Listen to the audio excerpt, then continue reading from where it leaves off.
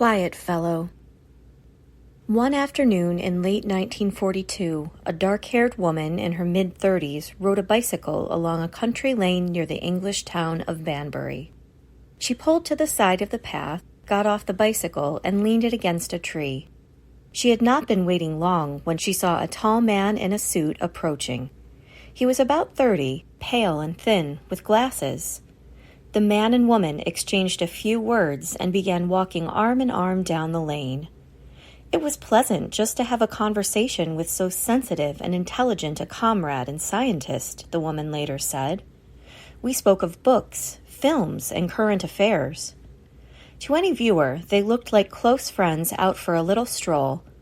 Actually, it was the first time they'd ever met. After about half an hour, the man handed the woman an envelope. She climbed back on her bicycle and pedaled toward her small cottage in the nearby town of Oxford, where she was known as Mrs. Brewer, a refugee from Germany and a mother of two. In fact, her name was Ruth Werner, and she was a spy for the KGB. A German-born communist trained in tradecraft in Moscow, Werner had spent the 1930s working as a Soviet secret agent in China and Switzerland. She'd been sent to Britain in 1941, charged with setting up a network of informants and sending useful intelligence to the Soviet Union. It was illegal in wartime Britain for private citizens to use radio transmitters, so Werner smuggled in transmitter parts by hiding them in her children's stuffed animals and assembled the machine at home. She asked her landlord if she could put an antenna on the roof. It looked just like a regular radio antenna. The landlord had no objection. With this setup, she was able to communicate by radio with her KGB bosses in Moscow. Moscow was particularly interested in reports from Werner's new contact, the thin man with glasses. And with good reason. He was helping British scientists figure out how to build an atomic bomb. The man was a German-born physicist named Klaus Fuchs. The spelling, a fellow German said of Fuchs' name, sometimes caused people to pronounce it in a somewhat embarrassing way. The solution for English speakers? Pronounce it to rhyme with books. As a college student in Germany, Fuchs had watched the rise of the Nazis with disgust. He joined the Communist Party, impressed by the party's willingness to speak out against Hitler. When Hitler took power in Germany in 1933, Nazi thugs beat Fuchs nearly to death and tossed him in a river. That only strengthened Fuchs' commitment to communism. Fuchs escaped to England, where he earned his PhD in physics.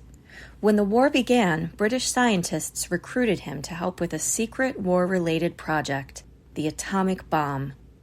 I accepted, recalled Fuchs, and I started work without knowing at first what the work was. A gifted physicist, Fuchs was well liked by his fellow scientists, though they found him difficult to get to know. He was always inside, hunched over his desk. He spoke very little, and never about politics. A very nice, quiet fellow with sad eyes, commented one. He seems like a chap who's never breathed any fresh air, said another. The British knew he'd been a communist in Germany, but they figured he'd put that behind him, and in any case, they wanted his brain. No one guessed that their shy, pale co-worker was capable of leading a double life.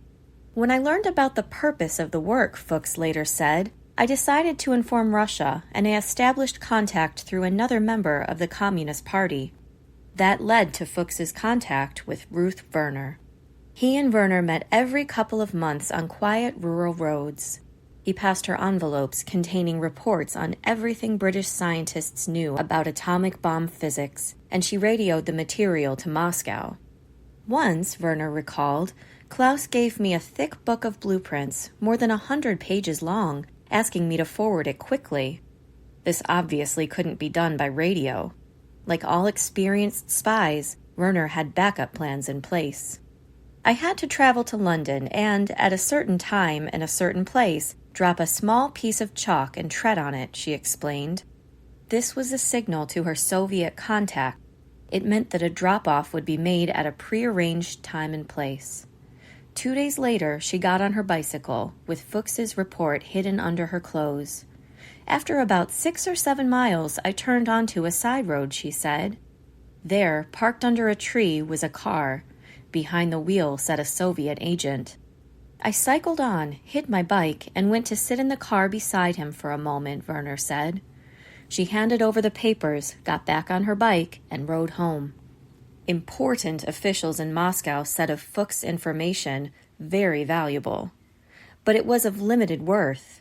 Fuchs was doing interesting calculations, but the real action was taking place in the United States, and the Soviets were getting nothing at all from their agents in America. By the fall of 1942, this was making KGB officials in Moscow very angry. The organizational pace is entirely unsatisfactory, Moscow scolded its American spies. The project is taking a very long time to get going. In New York, Semyon Semyonov got the message. As part of his search for a way into the America bomb project, he turned to his best courier, Harry Gold. One evening in New York City, Gold remembered, about October or November 1942, Semyonov asked me if I had heard anything of a military weapon. It was a bomb, Semyonov said, a weapon of almost unimaginable power. I was puzzled, Gold said. I had no idea that anything was going on in regard to atomic energy in the United States. Semyonov knew it was a long shot, but he was desperate. He asked Gold to keep his eyes and ears open. Meanwhile, Moscow officials reminded their West Coast agents that they'd been sent a list of scientists to cultivate. Moscow was particularly annoyed that no contact had been made with Robert Oppenheimer. The Soviets had no way of knowing that Oppenheimer had just been named the scientific director of the American atomic bomb project, but they knew he was a top American physicist. They knew it was probable he was involved. Peter Ivanov, a KGB agent in San Francisco, thought about how he could get close to Oppenheimer. As a Soviet agent watched closely by the FBI, it would be too risky for him to make a direct approach. Ivanov went to see George Eltonton, a chemical engineer known to be sympathetic to the Soviet Union. Ivanov pointed out to Eltonton that the Americans and Soviets were allies in World War II, but the Soviets were the ones doing the fighting against Hitler. Why, Ivanov asked, was America keeping secrets from its ally? Eltonton agreed. The Soviets deserved better. Ivanov then asked Eltonton what he knew about atomic bomb research being done at the University of California, Berkeley. I personally, said Eltonton, know very little of what's going on. Do you know any of the guys? Asked Ivanov. Any others connected with it? Not very well, Eltonton said. Ivanov tossed out names of well-known Berkeley physicists. Ernest Lawrence? Luis Alvarez? Robert Oppenheimer? Eltonton said he knew Oppenheimer casually. They'd been at a few political meetings together over the years. Ivanov asked Eltonton to talk with Oppenheimer to subtly feel out his interest in sharing information with the Soviets. Eltonton said he didn't know Oppenheimer well enough to do it. Ivanov wouldn't give up. Wasn't there anyone Eltonton knew who could be trusted to approach Oppenheimer? I'm thinking the matter over, Eltonton remembered. I said that the only mutual acquaintance whom I could think of was Haakon Chevalier. Chevalier was a professor of French literature at Berkeley and the host of the communist discussion group at which Oppenheimer had been spotted by the FBI about 2 years earlier. Chevalier and Oppenheimer were good friends.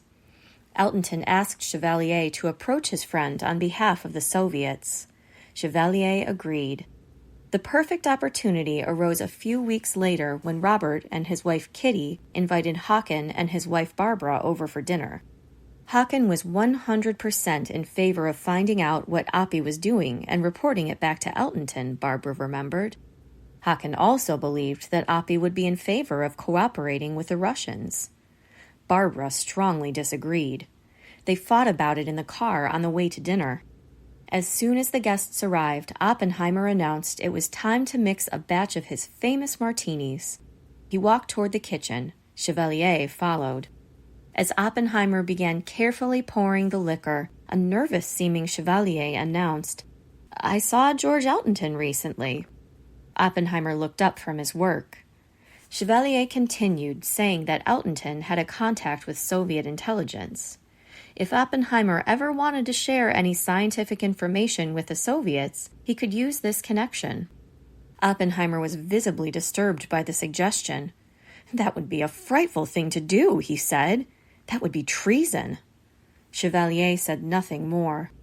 Oppenheimer went back to his martinis. That was the end of it, he later said. It was a very brief conversation. Chevalier reported the results to Altenton.